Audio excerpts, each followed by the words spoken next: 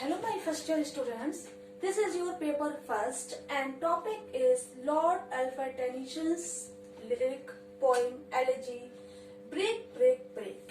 Its name is Break Break Break.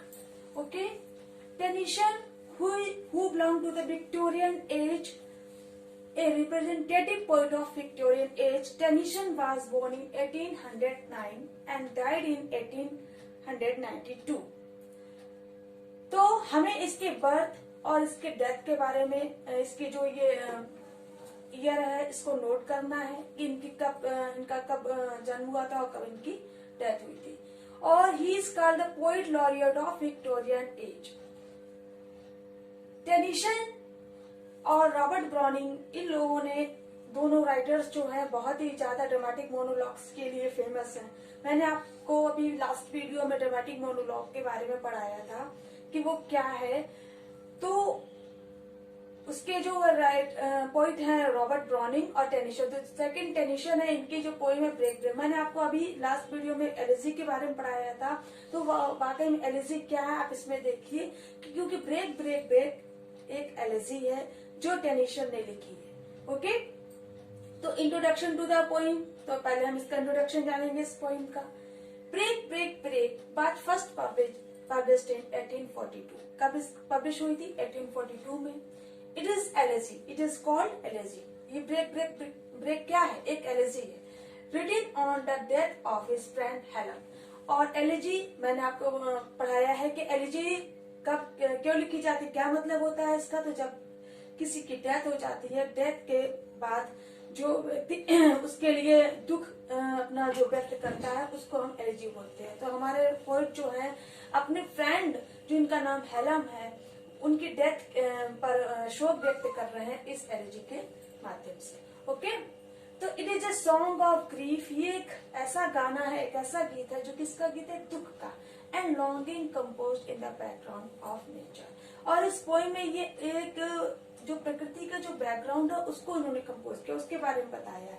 अपने दुख को किसके माध्यम से, मतलब प्रकृति को लेके बताया है कि व्यक्ति जो है अपना दुख व्यक्त नहीं कर सकता, लेकिन प्रकृति जो है वो अपना दुख व्यक्त कर रही है। कैसे? जब हम आप ये पोएम अभी आपको टेक्स्ट पढ़ाऊंगी तो आपको समझ आएगा। The poem was written in the fit of sorrow. जो पोएम जो है वो लिखी गई फिट ऑफ सारो, मतलब दुख के मूड में। जो कवि है अपने फ्रेंड की डेथ में के बाद इतना ज्यादा दुखी है कि वो बहुत ही ज्यादा शोकाकुल है, बहुत ही ज्यादा अंदर से भरा हुआ है और वो मतलब अपनी बात को, अपने इमोशंस को वो उसे ऐसा लग रहा है कि मैं व्यक्त नहीं कर पा रहा हूँ। तो वो उसी में बहुत ज्यादा दुखी है और उसने तभी ये ब्रेक ब्रेक ब्रेक लिखी है। Caused by the sad memory of the death of his dear friend. देखिए वही बात है कि कॉस्ट यही कारण है कि उसकी एक दुख की याद में इस अपने जो उसका जो फ्रेंड है उसकी मृत्यु पर उन्होंने ये मेमोरी लिखी हुई है। The poem is autobiographical in character. तो पोएम का जो है कैरेक्टर में कैसी ऑटोबायोग्राफिकल, मतलब ऑटोबायोग्राफी का क्या मतलब होता है? आत्मपरिचय। तो इसमें वो अपना जो है अपनी निजी मेमोरी के बारे में बता रहा है। अपनी जो उसके जो हेलम है वो कोई उसका काल्पनिक फ्रेंड नहीं है, उसका रियल में जो फ्रेंड रहा है उसकी डेथ हुई थी। ओके, इसमें कोई रोमांटिक नहीं है। अब मैं आप लोगों को इसमें टेक्स्ट पढ़ा रही हूँ। जो ये ब्रेक ब्रेक ब्रेक है केवल 16 लाइन्स का है। अगर ये 14 लाइन्स का होता तो क्या हो जाता? तो हम उसको सोनेट बोलते। मैंने आप लोगों को सोनेट पढ़ाया है। सोनेट की पहचान क्या है कि वो 14 लाइन्स की होती है और कोई भी ऐसा फॉर्म नहीं है पोएट्री का कि जिसमें कोई लाइन्स की लिमिटेशन हो। वो केवल सोनेट ही है जिसमें लाइन्स की लिमिटेशन है। तो ये एलिजी है, एक शॉर्ट लिरिक है, बहुत ही प्यारी लिरिक है, लवली लिरिक, केवल 16 लाइन्स की है। ठीक है, तो अब हम आपको लाइन्स को बता रही हूँ और आप लोग इन लाइन्स को नोट कर लीजिए, क्योंकि most of students have no books, है ना। तो कोई भी अपने ज्यादातर जो बच्चे हैं वो बुक्स नहीं खरीदते हैं, लेते हैं। तो ये जो टेक्स्ट है वो आप लोग नोट करिए और फिर इसको समझिए। पहली लाइन है आपकी break break break. Break break break का मतलब क्या होता है? ब्रेक का मतलब तो वैसे होता है तोड़ना। क्या होता है? तोड़ना। लेकिन यहाँ पर ब्रेक का मतलब किससे है? टेंशन किसको? टकराने से। किससे? टकराने से। जो हमारा टेंशन है, जो हमारे पोइट है, वो समुद्र के किनारे बैठे हुए हैं, बहुत ही दुख से भरे हुए हैं, और वो उस प्रकृति को, उस समुद्र को, उस समुद्र की लहरों को, और जो वहाँ पे बीच में पहाड़ है, जो भी लहरें हैं, जो भी टकरा रही है मतलब उससे, तो उसको व्यक्त कर रहा है। तो उसको कह रहा है कि जो ये लहरें जो है इस पहाड़ से टकरा रही है, तो ये क्या कर रही है? ये अपने दुख को, अपने जो अंदर, उनके अंदर भरा हुआ है दुख, वो उसको व्यक्त कर रही है। तो वो कैसे व्यक्त होता है? सब मुंह से व्यक्त नहीं, प्रकृति कैसे वो अपने आप को उससे टकरा टकरा के अपने आप को व्यक्त करे। तो पोइट का कहने का मतलब है कि वो अपने दुख को व्यक्त नहीं कर पा रहा, लेकिन देखो ये लहरें अपने दुख को व्यक्त कर रही है। तो ब्रेक ब्रेक ब्रेक कह रहा है पोइट की टकराओ टकराओ टकराओ। Okay, on thy cold grey stones O sea, on thy cold grey stones. जो ये ग्रे जो स्टोन्स होते हैं, पत्थर होते हैं, जो बहुत ही ज्यादा कैसे हैं? ठंडे हैं। तो समुद्र के बीच में पत्थर होंगे तो कैसे होंगे? ठंडे ही होंगे, क्योंकि वो पानी के बीच में है। तो ऑन दाई, जो तुम्हारे ऊपर ये जो पत्थरों के ऊपर ये जो लहरें जा रही हैं, इनसे टकराओ। ओ सी, अरे समुद्र, ओ समुद्र की लहरों। किसको कह रहे? ओ का मतलब अरे समुद्र की लहरों। And I would Dai that my tongue could utter, and I would, और मैं, दैट माई टंग, मेरी जो जीव है, मैं व्यक्त नहीं कर सकता हूँ, मैं व्यक्त नहीं कर पा रहा हूँ अपना दुख, लेकिन तुम अपने दुख को व्यक्त कर पा रही हो। कैसे? अपनी जो ये लहरें हैं समुद्र की, वो पत्थरों से टकरा टकरा कर अपने दुख को व्यक्त कर पा रही हैं, लेकिन मैं अपने दुख को व्यक्त नहीं कर पा रहा। अटर माने कहना, बताना, व्यक्त करना। The thoughts that arise in me, जो भी विचार मेरे अंदर हैं, जो भी दुख मेरे अंदर है, मैं उसको व्यक्त नहीं कर पा रहा हूँ, उसको बाहर नहीं ला पा रहा हूँ, लेकिन ये जो लहरें हैं वो टकरा टकरा कर अपने दुख को बता रही हैं। इसी तरह नेक्स्ट लाइन में है, O well for the fisherman's boy that he shouts with sister at play. वो समुद्र में देख रहा है, समुद्र में एक बोट देख रहा है, बोट में देख रहा है कि एक फिशरमैन है और उसका एक लड़का है, बॉय है, उसका बच्चा है, जो क्या है बहुत अच्छे से खेल रहा है, चिल्ला रहा है, बहुत मस्ती कर रहा है। तो वो कह, ओ वे, अरे ये तो हमसे भी बहुत अच्छे हैं, इनको तो दुख और मतलब दुख का तो अभी कोई अनुभव ही नहीं है, तभी ये इतने अच्छे से हंस रहे हैं, मस्ती कर रहे हैं। O well for the fisherman's boy, अरे तुम तो सबसे अच्छे हो फिशरमैन्स बॉय, मतलब मछुआरे के बच्चे।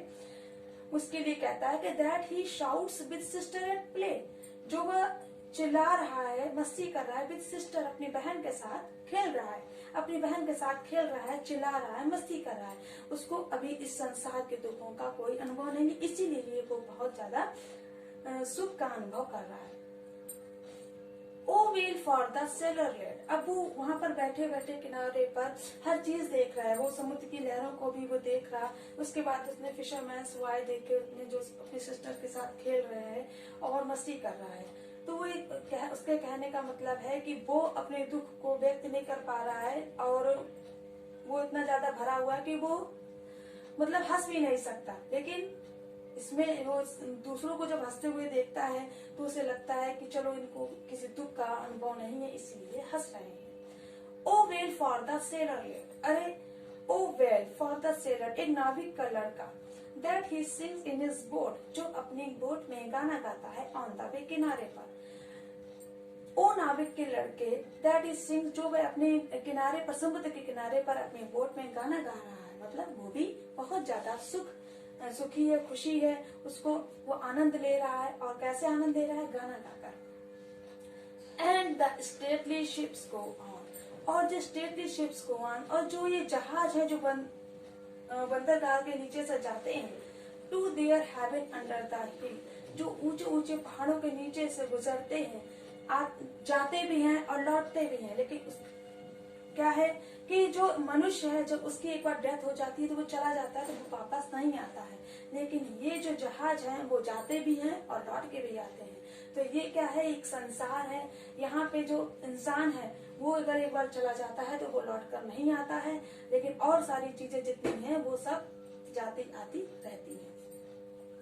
But for the touch of A vanished hand, लेकिन मैंने अभी आपको बताया कि इसका कहने का मतलब जहाजों से और बंदरगाह से यही है कि वो इंसान की कंपेयर किससे कर रहा है, जहाज से।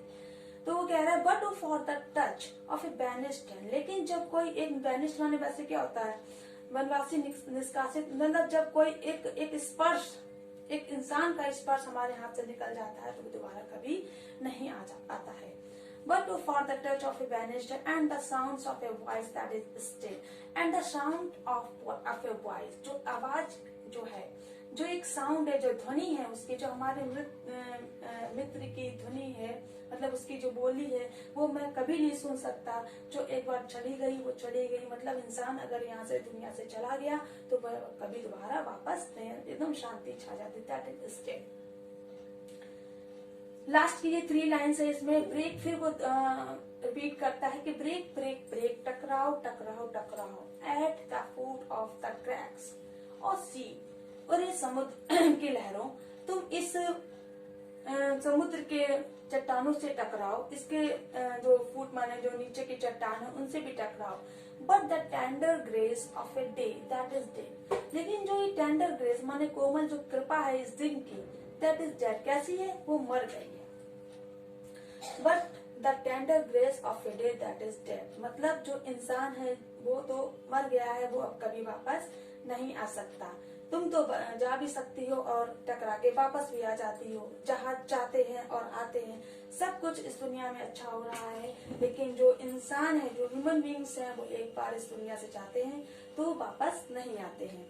तो उनके बस यादें ही यादें रह जाती हैं, जैसे कि हमारे कोई टेक्नीशियन उनको याद कर रहे हैं, कहाँ पर, समुद्र के किनारे पर बैठकर और समुद्र की लहरों को देख रहे हैं। और वो लास्ट टाइम में कहते हैं will never come back to me, will never come back to me, किसको कह रहे हैं, विल नेवर, एक बार जो चला गया वो कभी वापस नहीं आता है। मतलब जो इंसान अगर वापस चला गया तो वो दोबारा कभी वापस नहीं आएगा। बाकी चीजें हैं जो निर्जीव चीजें हैं वो जाती हैं आती हैं, लेकिन इंसान कभी जाकर, मतलब उनके कहने पर जाके मेरा मित्र एक बार चला गया, अब वो दोबारा कभी नहीं आ पाएगा और मैं ना उसकी बोली सुन पाऊंगा, ना मैं जो उसको स्पर्श कर पाऊंगा। अब यही मतलब इस एलिजी में, इस लिरिक में जो उन्होंने गाया है, निरीक्षण किया है, अपने दुख को व्यक्त किया है इस एलिजी को लिखकर। और बहुत ही लवली लिरिक है उनकी, और ये पब्लिश हुई थी कब और किस फ्रेंड का क्या नाम है उनके, हेलम, उनके ऊपर उन्होंने लिखी है। तो ये सब चीज आप नोट करिए, और बहुत ही इजी है ये एलिजी, कोई इसमें कोई मुझे नहीं लगता कि इसमें आपको कुछ नहीं समझ में आया होगा, बहुत ही इजी है। ओके, तो ये मैंने आपको बताया है, पूरी आपको टेक्नीशियन की ब्रेक जो आपके फर्स्ट पेपर में है, तो इसको आप पढ़िए और नोट करिए और इसके एक्सप्लेनेशन तैयार करिए। जैसे कि ये आपकी 4 लाइनें हैं, इनमें आप रेफरेंस, कॉन्टेक्स्ट, एक्सप्लेनेशन लिखिए, है ना। तो इन ऐसे प्रैक्टिस करिए कि कैसे लिखा जाता है, क्योंकि अगर ये फर्स्ट पेपर आपका ऑब्जेक्टिव नहीं रहा, सब्जेक्टिव रहा है इस साल, तो फिर इसमें से एक्सप्लेनेशन वगैरह आएंगे।